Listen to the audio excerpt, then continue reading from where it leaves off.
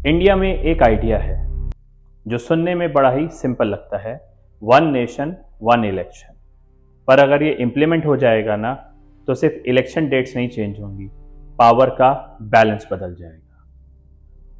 Government बोलती है पैसे बचेंगे, गवर्नेंस स्टेबल होगी, हर साल इलेक्शन का ड्रामा खत्म। ऑपोजिशन बोलती है फेडरलिज्म वीक होगा, political parties, regional parties dilute होंगी, डेमोक्रेसी का कलर फेड हो जाएगा। पर मैं आज आपको एक तीसरा एंगल दूंगा। ये इलेक्शन डेट चेंज नहीं है, ये पॉलिटिकल डिजाइन चेंज है। वीडियो के एंड में आपको चूज करना है कि आप कौन सी साइड लेते हैं, टीम एफिशिएंसी या फिर टीम डेमोक्रेसी। तो अभी इंडिया में सिस्टम क्या है? इंडिया में इलेक्शंस स्टैगर्ड होते हैं। लोकसभा इलेक्शन 5 साल में एक बार, विधानसभा इलेक्शंस हर स्टेट का अपना टाइम। इसका रिजल्ट क्या होता है? किसी ना किसी स्टेट में हर समय election, model code of conduct कभी ना कभी एक्टिव, पार्टीज परमानेंट कैंपेन पे, एडमिनिस्ट्रेशन रिपीटेडली इलेक्शन ड्यूटी पे। इसके बेनिफिट्स क्या हैं? आप स्टेट इलेक्शंस में वोट करते हो लोकल जॉब्स एंड इश्यूज पर, रोड्स, स्कूल्स एंड हॉस्पिटल्स पे, लॉ एंड ऑर्डर पे, और अपने सीएम और एमएलए की परफॉर्मेंस पे, यानी रीजनल इश्यूज को स्पॉटलाइट। पर इसका एक ड्रॉबैक भी है, हर 6-8 महीने में कहीं ना कहीं इलेक्शन का प्रेशर, पॉलिसीज इज स्लो और गवर्नमेंट डिस्ट्रैक्टेड। तो अब इंडिया को क्या चाहिए, फ्लो या friction? One nation one election का मीनिंग क्या है? रीजनल एंड लोकसभा इलेक्शंस दोनों एक साथ। सुनने में सिंपल लगता है ना, पर इंप्लीमेंट करना टफ है। क्यों? Problem 1, tenure mismatch. कुछ स्टेट असेंबलीज का टर्म 2026 में खत्म हो रहा होगा, कुछ का 2027 में, कुछ का 2028 और कुछ का 2029 में, और आप सबको एक साथ लाना चाहते हो। तो क्या होगा? कुछ का टर्म एक्सटेंड करना पड़ेगा और कुछ का टर्म शॉर्टन करना पड़ेगा। शॉर्टन मतलब अनफेयर एंड एक्सटेंड मतलब questionable. Problem 2, mid term collapse. अगर एक गवर्नमेंट बीच में गिर गई तो क्या होगा? क्या इलेक्शन दोबारा होंगे, या फिर रिमाइंडर टर्म के लिए टेम्परेरी सेटअप, या फिर presidents rule? One nation one election का रियल टेस्ट यही है। अब आता है असली game. One nation one election में सेम टाइम पे इलेक्शन होते हैं, तो जाहिर सी बात है नैरेटिव भी सेम टाइम पे ही बिल्ड होता है।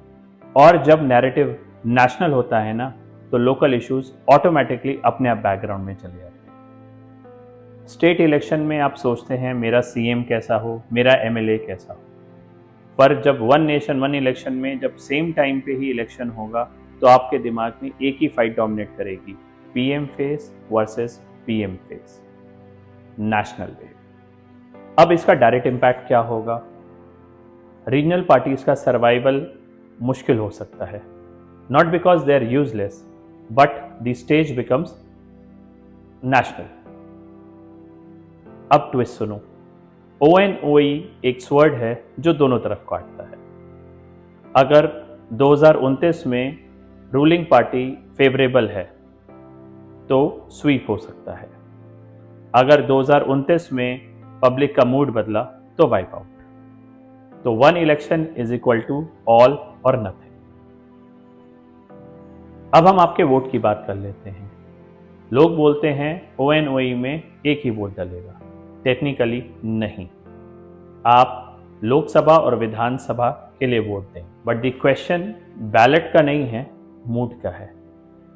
नॉर्मली अभी आप डिफरेंट टाइम पे वोट देते हैं, तो आप डिफरेंट टाइम पे डिफरेंट इश्यूज के बारे में सोचते हैं। ONOE में same day, same mood, same way, और वेव का इफेक्ट यही होता है, न्यूएंस खत्म। अभी आप बोलते हो नेशनल में X और स्टेट में Y, पर सेम स्टॉर्म में आपके वोट का डायरेक्शन अक्सर एक ही तरफ ड्रिफ्ट करता है।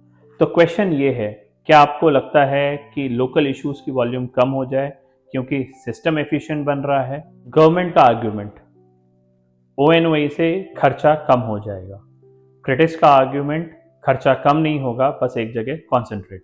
अभी इलेक्शन स्टैगर्ड हैं तो मल्टीपल स्मॉलर बैटल्स। इलेक्शन एक साथ हो जाएंगे तो वन मेगा वॉर। और मेगा वॉर में फायदा किसको मिलता है?